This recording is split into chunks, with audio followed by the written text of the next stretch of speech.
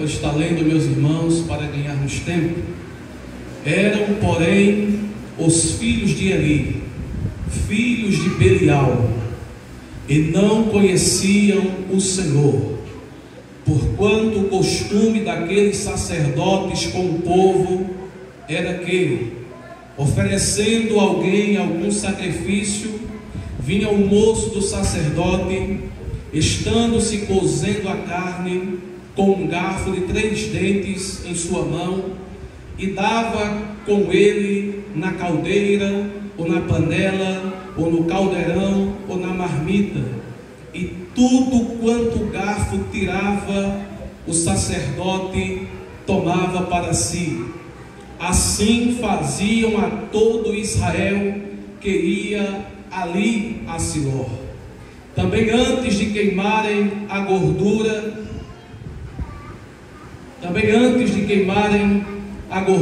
viu o moço do sacerdote e dizia ao homem que sacrificava: dá essa carne para assar ao sacerdote, porque não tomará de ti carne cozida senão crua. E dizendo-lhe o homem: queimem primeiro a gordura de hoje, e depois toma para ti quanto desejar a tua alma. Então ele lhe dizia: não, agora a hás de dar, e se não, por força a tomarei. Era, pois, muito grande o pecado desses jovens perante o Senhor, porquanto os homens desprezavam a oferta do Senhor. Versículo chave, versículo 18. Porém Samuel ministrava perante o Senhor, sendo ainda jovem, vestido com o éfode de linho. Amém, meus irmãos? Eu gostaria, com muita humildade, de pedir à igreja, em especial os jovens, para repetir comigo o versículo 18. Eu falo e vocês repetem. Porém Samuel ministrava perante o Senhor, sendo ainda jovem, vestido com o éfode de linho.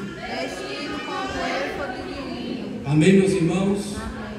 Glória a Jesus. Estamos diante, meus irmãos, de um texto conhecido da Igreja do Senhor. É importante, antes de entrarmos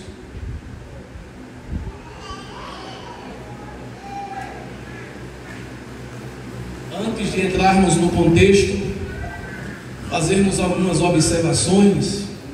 Meus irmãos, quando olhamos lá para o começo da história, desde que o Senhor, pelas mãos de Moisés, havia tirado o povo de Israel lá do Egito, a Bíblia diz que Deus, entre as 12 tribos de Israel, Deus escolhe a tribo de Levi, e em especial a família de Arão, para servirem ao Senhor no tabernáculo.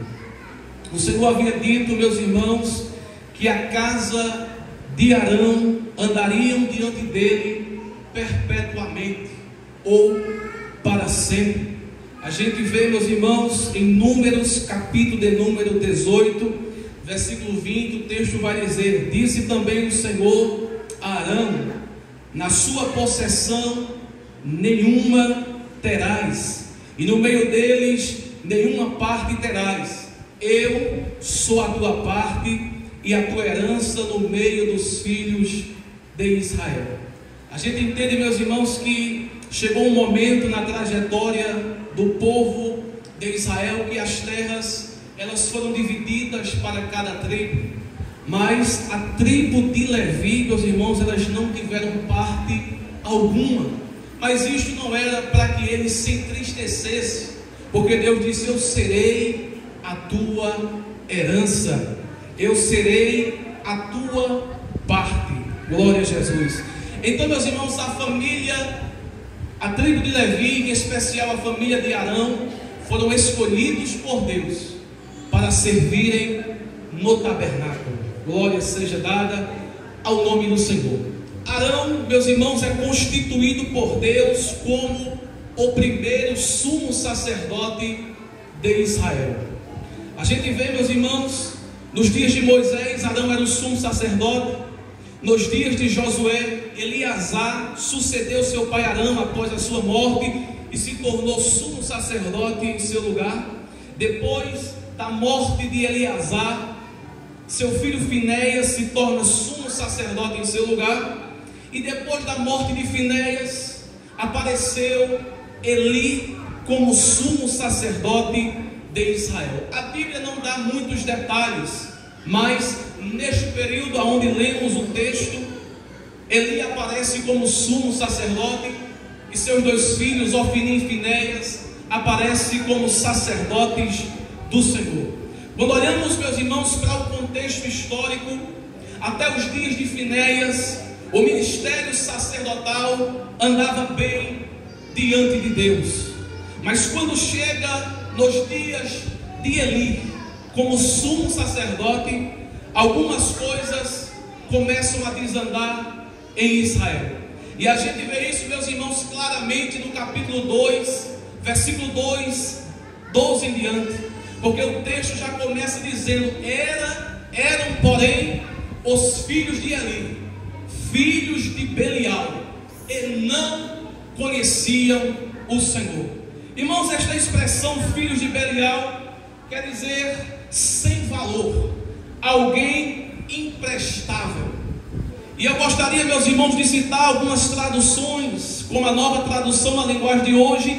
Ela diz assim, que os filhos do sacerdote ali não prestavam e não se importava com Deus, o Senhor. A tradução Almeida, revista atualizada, ela diz que os filhos de Eli eram homens malignos. A King James atualizada, ela diz que os filhos de Eli eram homens ímpios. A Nova Versão Transformadora e a Nova Versão Internacional, ela diz que os filhos de Eli eram homens perversos. E a tradução Viva diz que os filhos de Eli eram homens maus. Ou seja, meus irmãos, estes homens, devido às suas maldades, eles fizeram com que o povo de Deus pervertesse o caminho do Senhor. É interessante, irmãos, que esta expressão filhos de Belial, ela é usada na Bíblia para se tratar de diversos assuntos. Quando lemos Deuteronômio capítulo de número 13 e o versículo 13, esta expressão filhos de Belial, ela é usada para se referir à idolatria, aonde um grupo de pessoas estava incitando a idolatria no meio do povo de Deus. Literalmente, meus irmãos, este grupo de pessoas estava chamando as outras pessoas para adorarem a outros deuses que não eram o Senhor. Vemos também uma expressão, meus irmãos, filho de Belial, em Juízes capítulo de número 19, versículo 22, e esta expressão, ela é usada para se referir à sexualidade imoral. Quando lemos o texto, a Bíblia vai dizer que uns homens de Gibeá, eles abusaram da mulher de um homem levita. Então veja, meus irmãos, que estes homens receberam o título de filhos de Belial. Há mais uma expressão, meus irmãos, em 1 Reis, capítulo de número 21, versículo 10 e 13, que esta expressão também é usada para se referir à mentira. Glória a Jesus. Então, irmãos, esta expressão não se trata de nada bom. E o texto claramente vai dizer que os filhos de Eli eram filhos de Belial. Glória seja dado ao nome do Senhor Jesus. E a Bíblia, meus irmãos, vai descrever, eu quero de forma clara que os irmãos entendam, alguns feitos dos filhos de Eli. Glória a Jesus. Eles não conheciam o Senhor e eles estavam corrompendo o povo de Deus. O que eles faziam? Versículo 13 do capítulo 2 de 1 Samuel. O costume daqueles sacerdotes era que, oferecendo a alguém algum sacrifício, vinha o moço do sacerdote, estando-se cozendo, aleluia, estando se cozendo a carne, com um garfo de 3 dentes em sua mão, e dava com ele na caldeira, ou na panela, ou no caldeirão, ou na marmita. Olha o que o texto vai dizer, irmãos: e tudo quanto o garfo tirava, o sacerdote tomava para si. É importante também, irmãos, observar, para que possamos entender quais eram os direitos dos sacerdotes. E a gente vê isso claramente em Números, capítulo de número, melhor, meus irmãos, Deuteronômio, capítulo de número 18, e o versículo 3: este, pois, será o direito dos sacerdotes a receber do povo dos que sacrificarem sacrifício, seja boi ou gado miúdo, que darão ao sacerdote a espádua, que é a parte dos ombros com a carne, e as queixadas e o bucho. Estas partes do animal eram literalmente dadas ao sacerdote. Mas uma outra observação: depois que aquele homem oferecesse o sacrifício a Deus. Mas o que é que o texto diz? Que antes mesmo de oferecer o sacrifício, o sacerdote mandava o seu moço, e ele com um garfo metia na panela onde estava cozendo as carnes para oferecer a Deus. E o que ele fazia? Tomava para o sacerdote aquilo que era do Senhor. Quando olhamos, meus irmãos, para a história, o pecado desses homens é muito grave. E a gente vê isso claramente no capítulo 2, versículo 17, onde o texto vai dizer: e era muito grande o pecado desses jovens perante o Senhor, porquanto os homens desprezavam a oferta ao Senhor. Aquilo que era sagrado, irmãos, aquilo que era exclusivamente para Deus, os filhos de Eli estavam tomando para si. E não para por aí, meus irmãos. Versículo 15 vai dizer: também antes de queimarem a gordura, vinha o moço do sacerdote e dizia ao homem que estava sacrificando: dá esta carne para assar ao sacerdote, porque não tomará de ti carne cozida senão crua. Irmãos, a oferta, a gordura, o sangue era em especial, irmãos, queimado. E para Deus era como um cheiro suave, irmãos, como oferta agradável a Deus. E sabe o que aconteceu? Quando o sacerdote mandava o seu moço pedir carne crua, aquele homem que estava oferecendo o sacrifício, ele dizia assim: não, espera um pouco, deixe primeiro queimar a gordura, que é a oferta agradável a Deus, o cheiro de incenso queimado para Deus. Esta é a oferta que Deus se agrada. Deixe queimar primeiro a oferta, e depois você pode ficar com tudo que resta. Apenas as 3 partes, meus irmãos, do sacrifício era para o sacerdote. Mas aquele homem dizia: olha, deixe queimar primeiro a gordura, deixe o Senhor receber primeiro a minha oferta, depois você pode ficar com tudo que resta. Mas a Bíblia diz que, orientado pelo sacerdote, aquele servo do sacerdote dizia: não, eu não posso esperar, dê-me agora, aleluia, a carne crua para assar o sacerdote, porque se você não dá, eu vou tomar de você a força. Agora, irmãos, veja o que eles estavam fazendo, irmãos, com aquilo que era sagrado para Deus. Olha o que o texto diz, meus irmãos, em Levítico capítulo 3, versículo 16: e o sacerdote queimará isso sobre o altar, manjar é da oferta queimada de cheiro suave, toda gordura será do Senhor. Estatuto perpétuo será nas vossas gerações, em todas as vossas habitações, nenhuma gordura nem sangue algum comereis. Por quê? Porque devia ser queimado, e como um cheiro suave chegaria nas narinas de Deus. Mas o que estava acontecendo? Estes homens estavam deturpando aquilo que era sagrado. Esses homens estavam tirando aquilo que era para o Senhor. A sua parte, irmãos, era uma parte importante. Aquilo que era destinado do sacrifício aos sacerdotes era algo muito importante, mas eles queriam mais. E a gente sabe, irmãos, que as consequências foram graves. foram graves demais. Glória a Jesus. Eu quero nesta noite, irmãos, eu não estou preocupado com mover, aleluia, nem com poder, não. Estou preocupado em passar esta palavra que Deus colocou no meu coração desde quinta-feira. Eles estavam tirando aquilo que era do Senhor. Eles estavam pervertendo, irmãos, os caminhos do Senhor.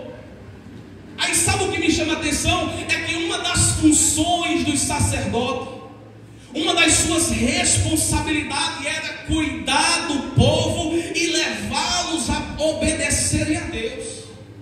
Mas a sua principal responsabilidade era cuidar e zelar da casa de Deus. Os sacerdotes tinham a obrigação para que o sacrifício fosse de forma sagrada diante de Deus. Eles tinham a responsabilidade de fazer com que tudo fosse para a glória de Deus. Mas o que eles estavam fazendo, irmãos, ao contrário, deturpando, corrompendo o povo. Irmãos, as pessoas que vinham oferecer sacrifício a Deus em Siló, glória a Jesus, elas vinham oferecer sacrifício porque em algum momento errou, em algum momento falhou, e elas vinham com as suas ofertas para receber o perdão diante de Deus. Mas quando chegava dentro do tabernáculo, os filhos de Eli não permitia que aquela oferta fosse oferecida a Deus de forma sagrada. E sabe o que estava acontecendo? A Bíblia diz que as pessoas já não queriam mais vir a Siló oferecer sacrifícios a Deus. Por quê? Porque logo imaginava, os filhos de Eli não vai permitir. Os filhos de Eli vai corromper aquilo que é sagrado. Oh, glória a Deus. E o interessante, irmãos, é que Eli falha. Eli não estava cometendo esses pecados, mas as consequências veio para cima de Eli. Por quê? Porque ele era pai de Ofni e Finéias, e além de pai, ele era sumo sacerdote. Ele tinha o dever de orientar seus filhos, e diante de tantos males que os seus filhos estavam fazendo, ele teria que destituir do cargo. Mas ele não fez. Foi necessário Deus enviar um profeta. A Bíblia não cita o nome dele. Ele vai até a casa de Eli e diz: olha, assim diz o Senhor, coisas terríveis vão acontecer. Você, Eli, e seus filhos vão sentir o peso da mão de Deus. Porque Eli, tu estás honrando mais os teus filhos do que a mim. Irmãos, até mulheres, eles estavam se prostituindo com mulheres dentro do tabernáculo. A Bíblia fala em Êxodo 38:8 que havia umas mulheres que estavam à entrada do tabernáculo. Eles estavam se prostituindo, irmãos, corrompendo o povo de Deus. Era como que Deus não existia. E ali nenhuma atitude tomou, mas tudo tem consequência. Glória a Jesus. A Bíblia diz que quando Eli foi orientar os seus filhos: meus filhos, a fama que eu tenho ouvido de vocês não é boa. Vocês estão pervertendo o povo de Deus. Meus filhos, pecando homem contra homem, os juízes o julgarão. A gente pode dar uma palavrinha, mas meus filhos, pecando contra Deus, quem poderá falar por vocês diante de Deus? Mas a Bíblia diz, irmãos, que eles não deram ouvido aos conselhos de Eli, porque Deus queria os matar. Porque acontece um caso semelhante da Bíblia, os filhos de Arão, Nadab e Abiú.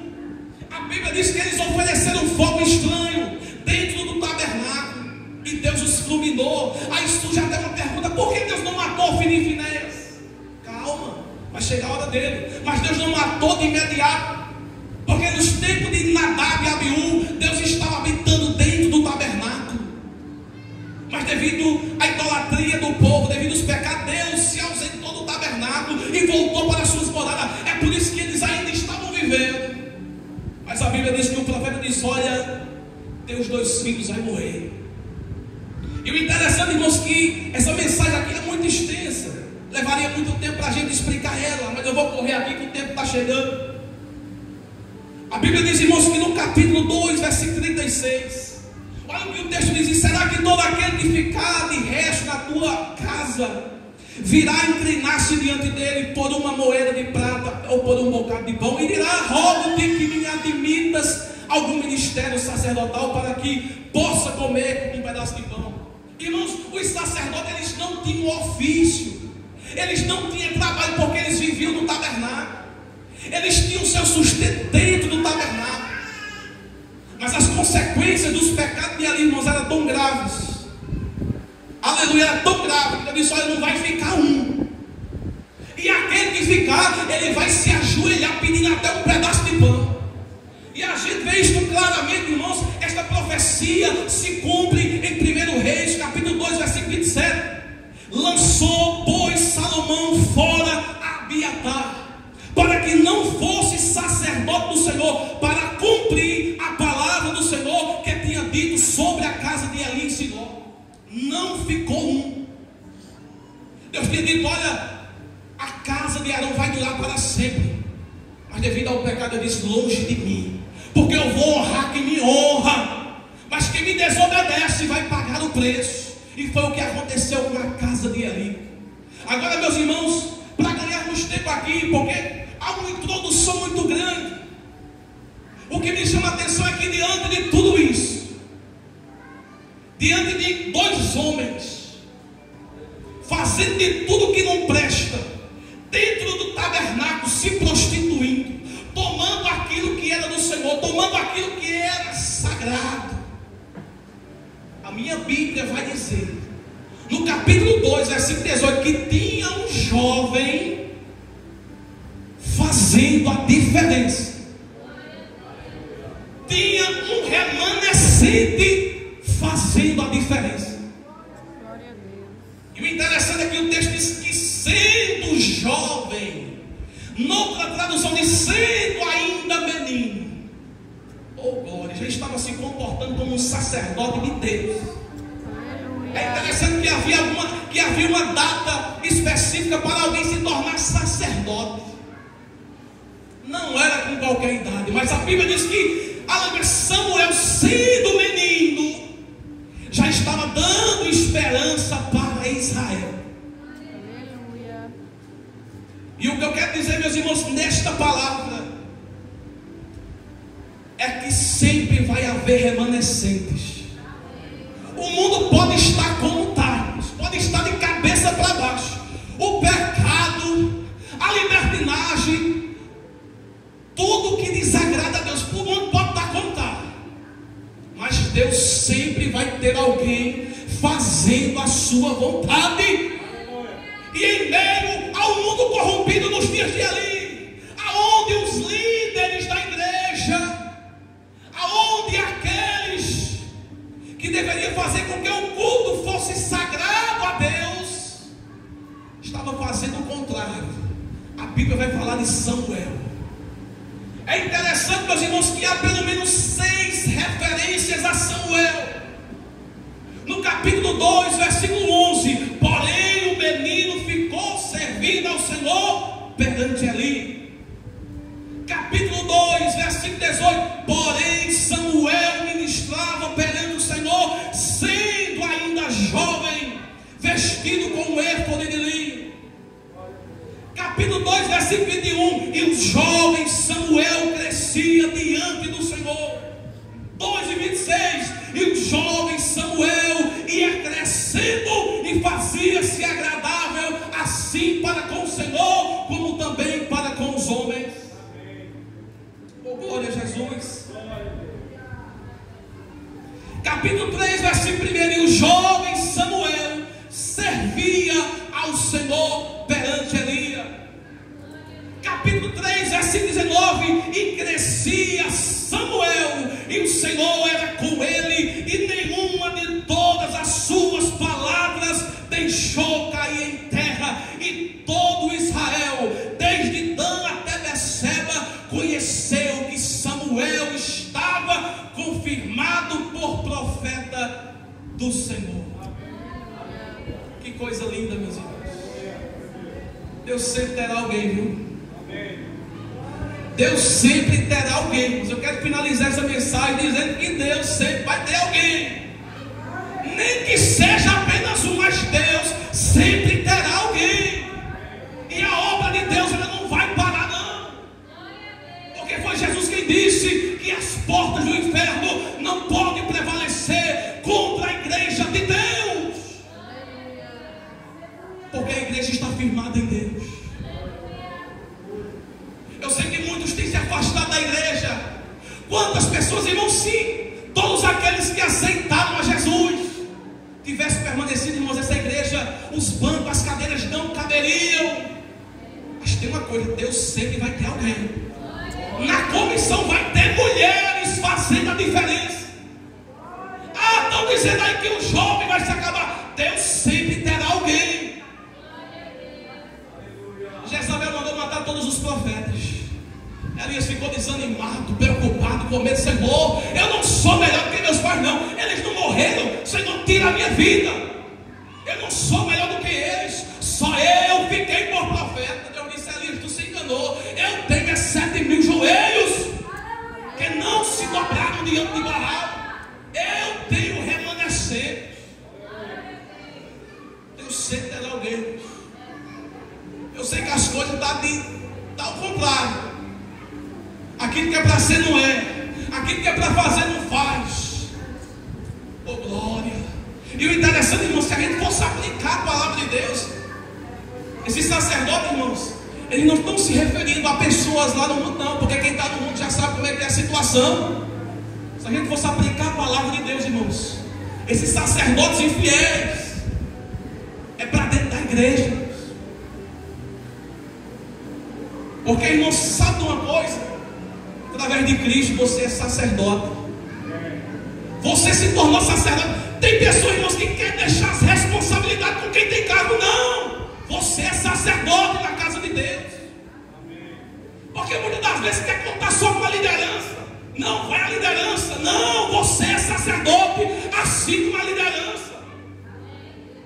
E eu faço uma pergunta e você responde, é uma pergunta pessoal. O que você como sacerdote, o que você tem contribuído para que as coisas de Deus sejam sagradas? Qual tem sido a tua contribuição como sacerdote na casa de Deus? Porque o pastor é sacerdote também, ele não é sumo não. Quem é sumo sacerdote é Jesus. Jesus se tornou sumo sacerdote. E nós, homens, mulheres, crianças, somos sacerdotes na casa de Deus. Os sacerdotes, Ofni e Finéias, estavam pervertendo, estavam afastando o povo de Deus. Eu lhe pergunto, como sacerdote, o que você tem feito? E eu faço uma pergunta mais dura: você é de qual geração? A mocidade louvou aqui e veio à minha mente: você é de qual geração? De Ofni e Finéias ou da geração de Samuel? A palavra de Deus, irmãos, ela corta dos dois lados. Eu sempre digo isso na escola dominical. Ela corta dos dois lados. O céu, irmãos, é para quem é crente fiel. Se não for, não tem céu. Ela corta dos dois lados. Agora, meus irmãos, nesses últimos dias, para encerrar, precisamos fazer parte da geração de Samuel. Sem referência. O que mais me chamou a atenção é que Samuel não tinha uma referência familiar. Porque os seus pais eram Ana e Eucana.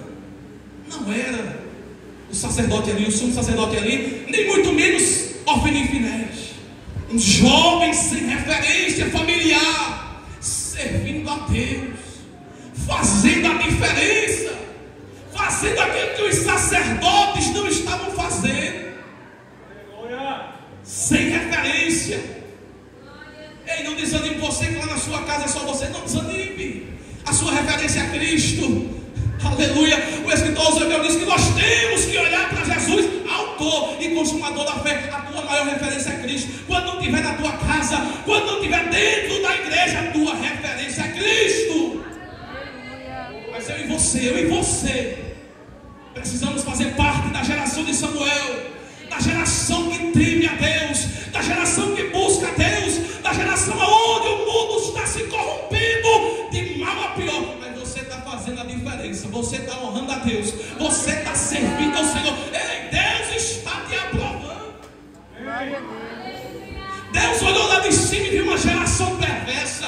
fazendo de tudo que não presta, mas ele olhou para um ladinho e ele viu Noé fazendo a diferença. Deus quer olhar lá de cima e te ver como Noé fazendo a diferença. Em nome de Jesus. Esta palavra que Deus colocou no meu coração. Eu tinha 3 mensagens pela misericórdia de Deus, mas eu só consegui estudar essa desde quinta-feira. Glória a Deus. Uma coisa eu sei, meus irmãos. Isaías 55:11, a palavra de Deus não volta vazia. Que possamos fazer parte da geração de Samuel e jamais se envolver com a geração de Ofni e Finéias, porque a consequência é grave, irmãos. Todos os dois morreram na guerra, foram para a guerra, aí de repente morreu 4.000. Então vamos buscar a arca, como se a arca fosse resolver. Irmãos, a arca é a presença de Deus. Ela só vai fazer efeito se nós estivermos em Deus. Aí traz a arca, não valeu de nada. A arca foi parar na terra dos filisteus. Morreram os 2 filhos de Eli. Eli, quando soube a notícia, caiu da cadeira, quebrou o pescoço e morreu.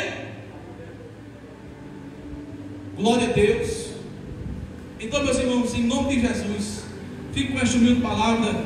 Que o Senhor nos abençoe.